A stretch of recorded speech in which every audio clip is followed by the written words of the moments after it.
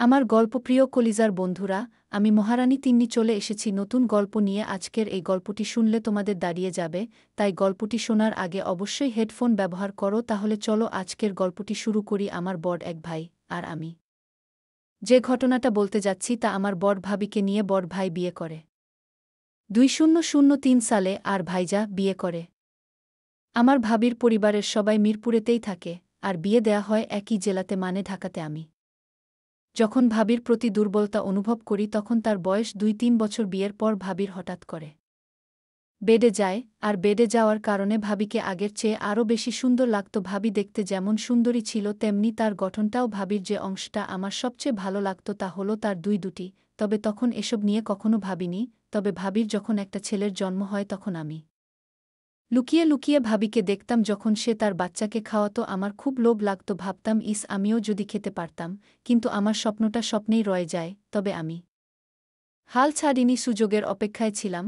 আর একদিন সেই সুযোগটা এসে গেল। দিনটি ছিল 2004 সালের এপ্রিল মাসের 2-1 তারিখ। হঠাৎ করে ভাবি বলল যে ভাবির নাকি খুব শরীর খারাপ, বুকে নাকি অনেক ব্যথা করছিল। দেরি না করে তাড়াতাড়ি আমি ডাক্তার সাথে করে নিয়ে যাই, কারণ বড় ভাই তখন বাড়িতে ছিল না।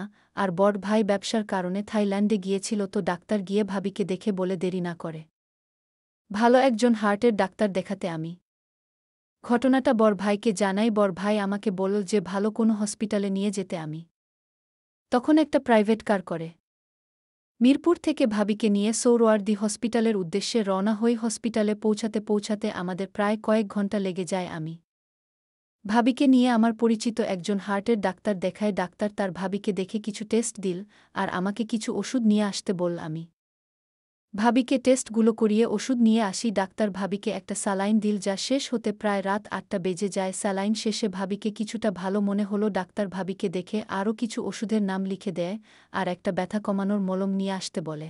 আর মলম দিয়ে বলে রাতে ভালো করে মালিশ করতে ব্যথা কমে যাবে। আর বলল পরদিন আবার নিয়ে যেতে। টেস্ট রিপোর্টগুলো দেখে ফাইনাল প্রেসক্রিপশন দেবে। ডাক্তারের কথা শুনে আমি তো মনে মনে খুশি, কারণ আজ হয়তো সেই দিন যে দিনের অপেক্ষা আমি অনেক আগে থেকে করছি। আমি ভাবিকে আমার মনের কথা বুঝতে না দিয়ে জিজ্ঞেস করলাম, আমি ভাবি এখন কি হবে, রাতে কোথায় থাকব আমি?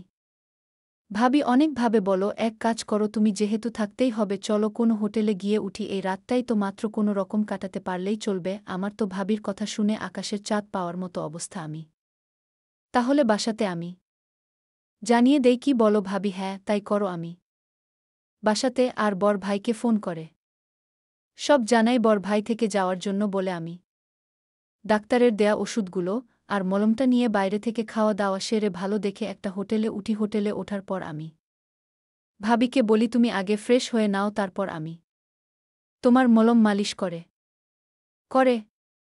দেব। ভাবি আমার কথা শুনে একটু লজ্জা পেল আর বলল, তোমার মালিশ করতে হবে না, আমি নিজেই মালিশ করতে পারবো। একথা বলার সময় ভাবির মুখে মুচকি হাসি ছিল। আমি বললাম, তুমি আগে গিয়ে গোসল করে নাও, তারপর দেখা যাবে। ভাবি গোসল করার জন্য বাথরুমে চলে যায়। আমি ভাবতে থাকি কিভাবে শুরু করব এইসব কথাগুলো ভাবছিলাম। আর তখনই ভাবি গোসল শেষে বাথরুম থেকে বের হলো। ভেজা ভাবিকে দারুণ লাগছিল। আমি এক দৃষ্টিতে তার দিকে হাঁ করে তাকিয়েছিলাম। সে আমার অবস্থা দেখে বলল, ভাবি এভাবে হাঁ করে তাকিয়ে কি দেখতেছ? আমি ভাবি, সত্যি কথা বলতে কি তোমাকে আজ অনেক সুন্দর লাগছে। ভাবি, আজ কেন? আগে বুঝি আমাকে সুন্দর লাগতো না? আমি তা না, আজ একটু বেশি সুন্দর লাগছে তোমাকে। ভাবি যাও, আর পাকামো করতে হবে না, গোসল করে নেও। আমি ওহ তাই তো, আমি তো ভুলেই গিয়েছিলাম বলে তাড়াহুড়ো করে বাথরুমে ঢুকে গেলাম। গোসল শেষে হাফ প্যান্ট পরে যখন বের হলাম তখন ভাবি আমার দিকে তাকিয়ে মুচকি মুচকি হাসছিল। আমি এখানে হাসার কি আছে ভাবি? কি আমি তো হাসিনি। আমি দেখছি। আচ্ছা তোমার এখন কেমন লাগছে ভাবি? ভাবি, আগের চেয়ে একটু ভালো, তবে বুকের ব্যথাটা এখনও তেমন কমেনি। আমি তুমি ওষুধগুলো খেয়ে শুয়ে পড়, আমি তোমার শরীরে মালিশ করে দেব, দেখবে কমে যাবে। ভাবি বললাম, না আমি নিজেই মালিশ করতে পারবো, তোমাকে কে কষ্ট করতে হবে না বলে ভাবি ওষুধগুলো খেল। আমি তুমি পারবে না? কেউ কি নিজের শরীর মালিশ করতে পারে অযথা বাড়াবাড়ি না করে? সুন্দর করে লক্ষ্মী মেয়ের মতো শুয়ে পড়ো ভাবি। আর কি করবে, আমার বায়নার কাছে হার মেনে শুয়ে পড়ল আর বলল, অনেক তো মালিশ করার শখ, আজ দেখব কেমন মালিশ করো। আমি বললাম, ও মা, তুমি কাপড় পরে থাকলে মালিশ করব কিভাবে ভাবি আমি? তোমার সামনে কাপড় খুলতে পারবো না আমি। আমি কি তোমার পর নাকি যে আমার সামনে লজ্জা পাচ্ছ? আর আমি তো তোমাকে সব কাপড় খুলতে বলছি না, শুধুমাত্র শাড়িটা। ভাবি, আচ্ছা বাবা, ঠিক আছে। আমি তো এক পলকে তাকিয়ে আছি। তখন আমি মলমটা নিয়ে মালিশ করা শুরু করলাম। ভাবি আমার হাতের পেয়ে চোখ বন্ধ করে ফেলে। আমি আস্তে আস্তে তার চারপাশে মালিশ করতে থাকি। আমি ভাবিকে জিজ্ঞাসা করলাম, আমি ভাবি, এখন কেমন লাগছে তোমার? ভাবি, অনেক ভালো লাগছে। আমি তুমি নিজেই করতে পড়তে এমন মালিশ? ভাবি, কখনো না। আমি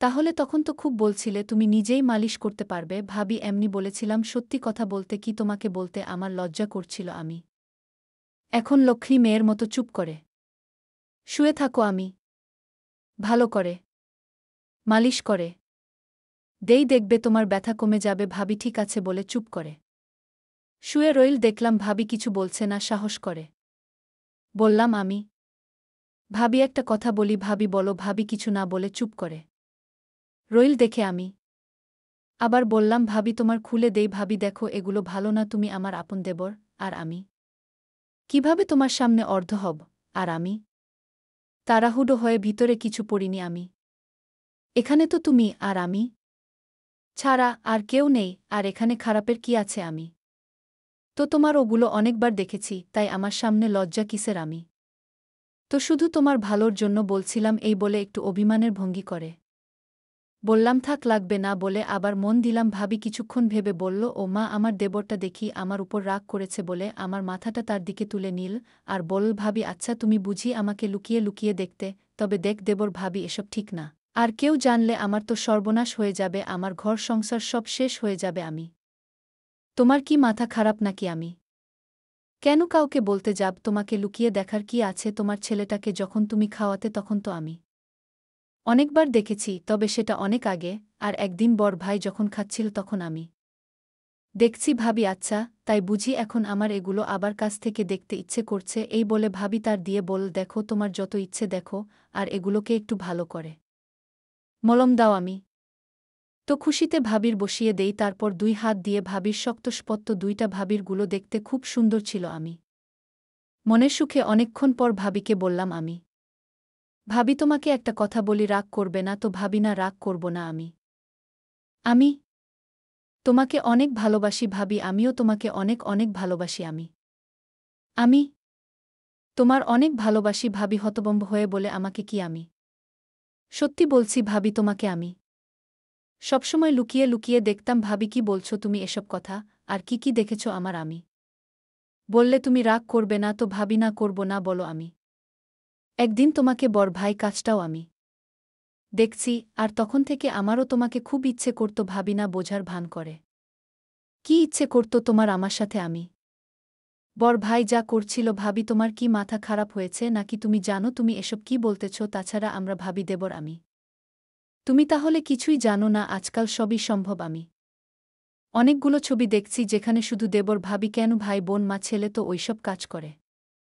ভাবি আমি বিশ্বাস করি না তুমি সব বানিয়ে বলতেছ আমি কসম ভাবি আমি কিছুই বানিয়ে বলছি না সবই সত্যি প্রথমত আমিও বিশ্বাস করতাম না কিন্তু যখন দেখলাম তখন বিশ্বাস না করে থাকতে পারিনি আর এছাড়াও বাজারে অনেক গল্পের বইও পাওয়া যায় যেখানে মা ছেলে বাবা মেয়ে আর ভাই বোন ভাবি দেবরের গল্পে ভরপুর ভাবি তুমি কি সত্যি বলতেছ আমি ভাবি আমি কি তোমাকে মিথ্যে বলবো নাকি আর কসমও তো করলামই কসম করে কেউ কি মিথ্যে কথা বলে নাকি ভাবি কিছুক্ষণ চুপ করে থেকে বল আচ্ছা ওইসব বাদ দাও আমি বুঝতে পারলাম ভাবি কিছুটা দুর্বল হয়ে পড়েছে তাই আমি এবার দেখি ভাবির শ্বাস হচ্ছে আমি একবার উপরে যাই আবার নিচে নেমে আসি কিছুক্ষণ পর ভাবি আবার জিজ্ঞেস করে ভাবি আচ্ছা আমরা যা করছি তা কি ঠিক আমি বেটিকের কি আছে আর আমরা দুইজন তো মানুষ আর যদি চায় তাহলে সেখানে সমস্যা তো থাকার কথা নয় আর তুমি কি জানো পৃথিবী শুরু হয়েছে পারিবারিক খেলা দিয়ে আগে তো দেবর ভাবির ভাই বোনের বিয়ে বৈধ ছিল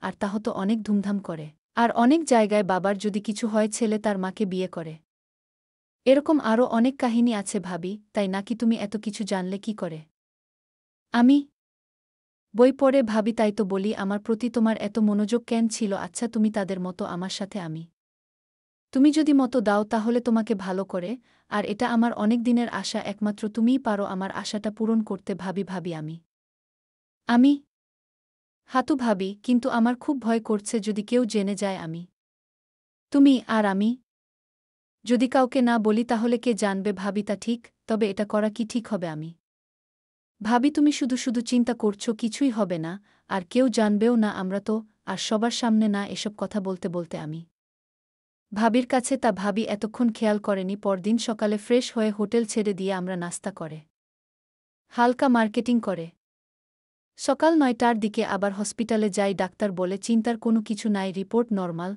তবে যে ওষুধগুলো দিয়েছি তা চালিয়ে যান আর ১ মাস পর এসে আরেকবার চেক আপ করে নিবেন আমরা ডাক্তার থেকে বিদায় নিয়ে বাসার দিকে রওনা দেই আর ওই দিনের পর থেকে আমাদের প্রতিদিনই হয়ে থাকে আবার কখনো ভাইজা যদি দেশের বাহিরে যায় তখন আমাদের রাতেও হয় আর এভাবেই আমাদের ভাবি দেবরের সম্পর্ক চলতে থাকে যা আজ পর্যন্ত চলছে।